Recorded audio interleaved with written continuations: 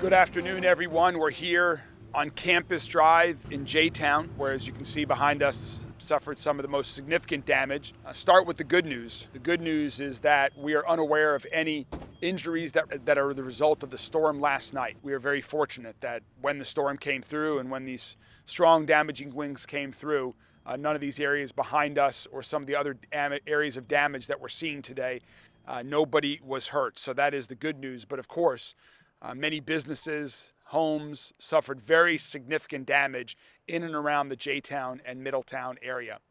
We're joined today by the mayor of J-Town, Carol Pike, the mayor of Middletown, Myron Chapman, their police departments, Anchorage Middletown Fire Department, as well as Louisville Metro Government's Emergency Management Agency. You'll hear from several of those here shortly after I give a brief overview of what we know today, right now, and what we're expecting over the coming days. First, in terms of what happened last night, there is no official confirmation yet on whether a tornado touched down or not from the National Weather Service that I'm aware of yet. We will get that information out as soon as we have confirmation on what exactly happened from a weather perspective. But regardless of what you call it, as you can tell, we sustained some very significant damage in and around the J-Town area. Several businesses, such as this wood veneer business behind us, a daycare and education school behind this building, were very seriously damaged with suffering significant losses. Homes nearby in the Copperfield subdivision, in the reserve at Beckley Creek and surrounding neighborhoods, homes were also damaged as well. Again, most of the damage in Louisville centers in and around the J-Town and Middletown areas.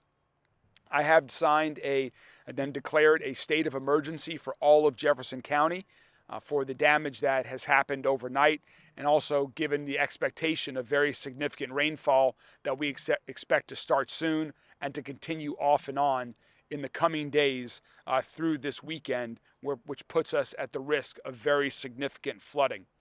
We have teams on the ground from Louisville Metro Government that are doing damage assessments right now. We're on the ground doing that damage assessment, as well as using drones when necessary in the area. As a precautionary measure, MSD is installing 2 floodgates as we speak, one at 10th Street in the river and the other at 27th Street. The Ohio River is expected to rise over the coming days. Cresting is expected between Friday and Sunday.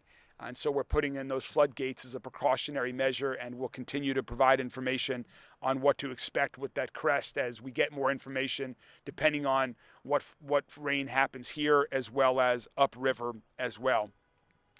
And that's the critically important thing, is that we're not out of the woods yet. We are expecting very significant rainfall over the coming days. And so just a few words of precaution to the entire community who clearly has been listening, and I want to thank everyone who is listening, who is taking this weather event seriously. And the good news, again, is that there were no serious injuries, which we hope to continue to be the case throughout the coming days as the rain continues to come. Beware of any water. If you see water in the street, do not try to drive through it. Turn around. Don't drown. You don't know how deep it is. You don't know the limits of your vehicle, so please turn around. If you see down power lines, there are still some down power lines throughout the county as well. If you see down power lines, do not touch, get away, and please call 311. Whether it's a down power line or other damage, please call 311 to report any damage. Also, if you have sustained damage yourself at your home or your business, please also call 311. We have with us in Louisville already representatives from FEMA, the Federal Emergency Response Agency. They're in town, and with me declaring a state of emergency, along with what Governor Beshear has done, we are hoping that individuals will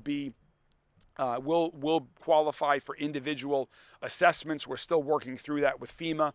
And so if you call 311 to register your name and property on the list, just as we did for the residents that were impacted in Fairdale earlier this week. This has been a very challenging week weather-wise for us here in Louisville, as some residents in Fairdale continue to recover. And in terms of the other thing that individuals can do is sign up for Lens Alert. We have, Jody, 70,000 people over 70,000 people that have already signed up for Lens Alert. I want to encourage everyone. If you text 67283, again, if you text 67283, you can sign up for a free service called Lens Alert, which provides you with real-time warnings, just as we're issued early this morning, the middle of the night, depending on how you look at it, to make sure that you and your family can remain safe, whether it's a severe weather event or otherwise. And so please continue to heed those warnings. You can continue to follow along on our social media channels for all the latest information that we have.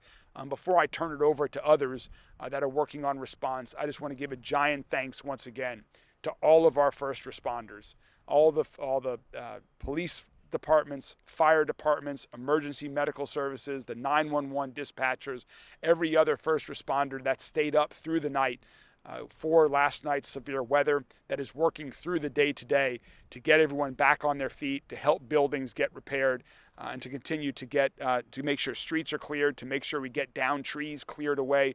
There are so many things that public servants are doing across the entire city, and I just want to say thanks to all of them. So next, I'm going to introduce Jody Myman, the director of our emergency management agencies, and he'll be followed by J-Town Mayor Carol Pike. Jody? Thank you, Mayor. The mayor covered a lot of ground on what he said there. Some of the things to emphasize: we started a 24-hour operational period this morning, beginning damage assessments through the area. We asked the public's patience. This is a long, tedious process, especially with the incoming weather. When we focus on preparedness, response, and recovery, and this is a unique situation over the next several days because we're recovering from incidents like this, but we're also preparing and responding to other weather emergencies that are going to occur over the next 3 to 4 days. So, we ask your patience. It's imperative that if you have damage, you call 311 so that it can get in our database. We can send out damage assessment teams to your area so that we can get it in the state database. We're working with state emergency management on, again, asking, like we did for Fairdale, for individual assistance and other assistance that could be a potential, for residents throughout the area that were affected by these storms. One big important thing is you can see there's a lot of debris around. It's going to be, could be problematic with all the rain that we're getting, that the debris that's out there, whether it's on somebody's public, in their public yard, or in a street right away or wherever it is, that they don't hamper or clog drains to keep rain from flowing like they normally should flow. So you can either call MSD to come out to assist with unclogging areas, or if you think it's safe, there's no water in the area, you can go ahead and try to do that yourself. So just make sure that you're keeping safe. Daylight brings out a lot of things. Even since the sun came up this morning, we were looking at a lot of wires down that people were noticing. So like the mayor said, that's a big safety issue. If you find a down power line, don't touch a fence in the area. Call LG&E, call 911 if you think it's an immediate issue to life and health and safety. So, but like I said, we're out here. We're working in 24-hour operational periods, but it is going to be a slow, tedious process because of the weather that's incoming. So, but we'll be here for the community, the city of J-Town, Middletown, and all the surrounding areas that were affected by the storm. I want to say that Jeffersontown has been devastated. We have many, many buildings that have been totally destroyed, but I can say that we are lucky because no one has lost any lives or had any injury here. I also want to thank all the people who stood up. This was a perfect storm. The perfect storm being that it was spring break.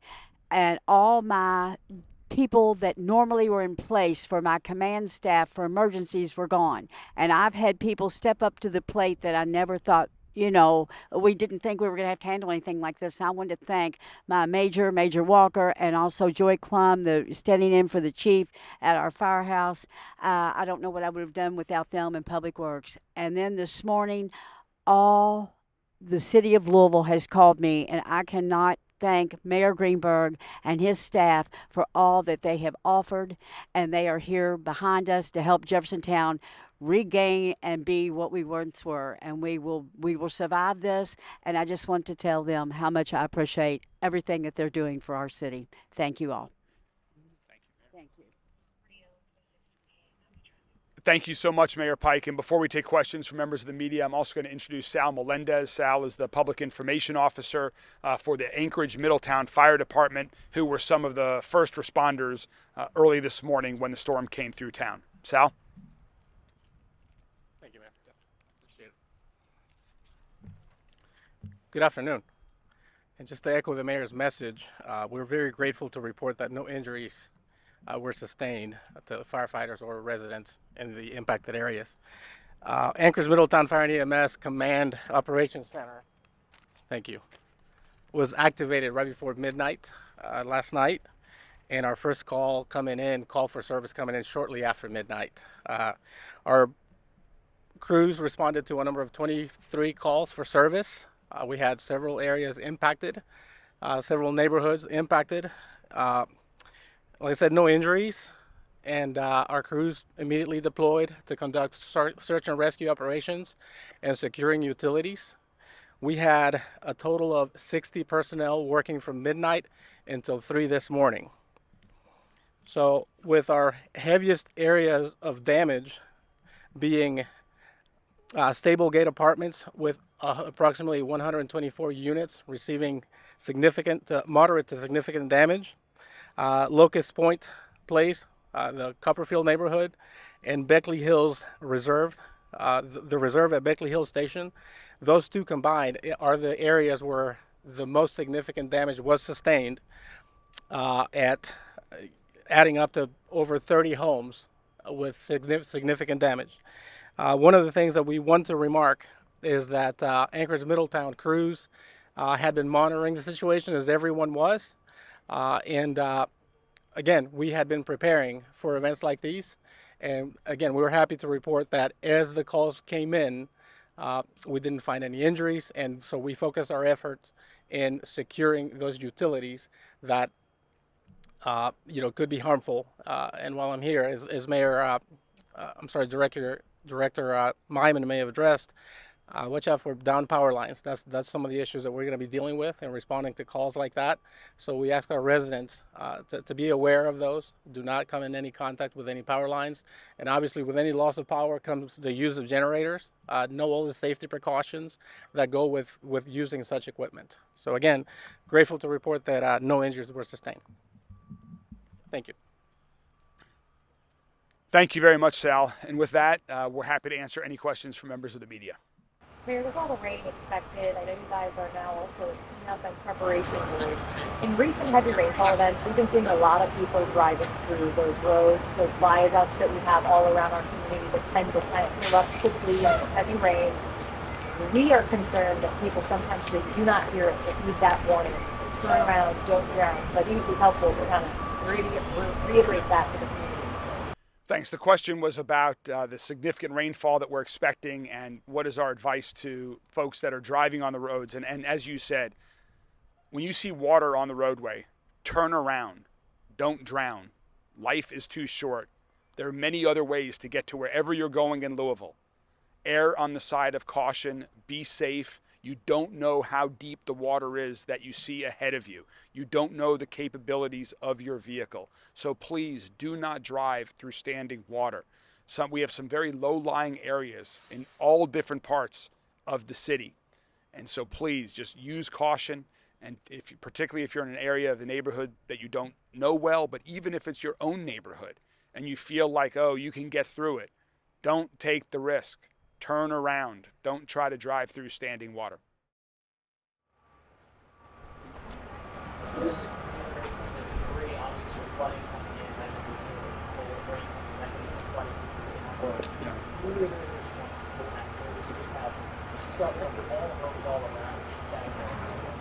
So the question was about debris removal and what can people do who are at homes. There are several things. If you have debris at your home or your place of business, a property that you own, there are several things. One very helpful thing would be if you see debris that's clogging up any drains near and around your home, please remove that debris so that when it continues to rain, the water can get into the drain and get away. That once we get the water into the storm drainage system, that's incredibly helpful to clear out flooding from area and to prevent flooding from happening.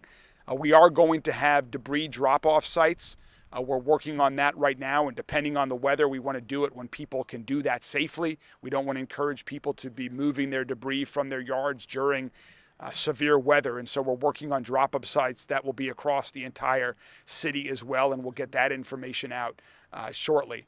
And then also, one other thing to add is beware of scams.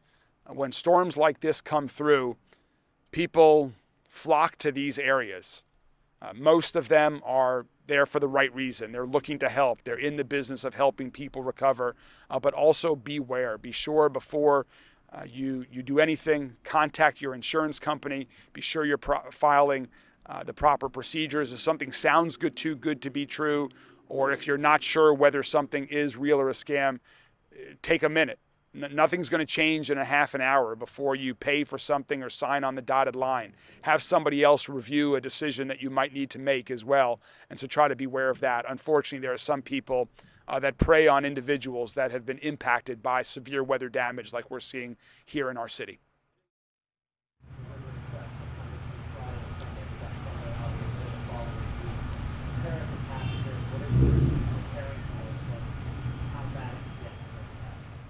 So we're working, the question was about Thunder over Louisville, which is a week from Saturday. We are working very closely with the Kentucky Derby Festival throughout the days, every day, leading up to Thunder and all of the Derby Festival events. Right now, we expect Thunder to go on. We will certainly take every safety precaution, and depending on what happens with the river will impact how close to the river people can get on the Great Lawn. There might be some other impacts. Right now, though, we expect Thunder to go on, and we'll continue to monitor it and provide updates. The storm was overnight, and this is a business park. Probably no one inside at the time. These particular buildings were hit that we know of.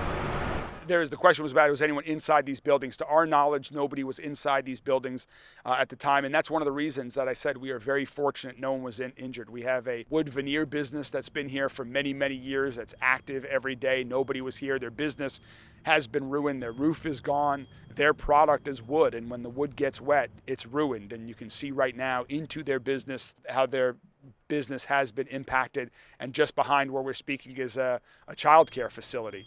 You can see that is devastated. The roof is gone, the back wall is gone, all of the toys are thrown everywhere around the building, and we are very fortunate that this happened in the middle of the night and not at noon when kids would have been in the building. Fire, you have the apartment complex down the street that was affected. Could you describe what it was like to see when they arrived, and what kind of situations they were seeing for those impacted? I'll introduce Major Taylor. He was actually boots on the ground conducting operations last night. So, did you hear the question? Yes. You got it.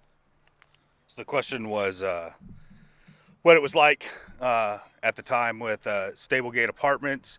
We received the phone call approximately just after midnight that there was damage done with an alarm sounding. First unit on scene got a report of a potential rescue.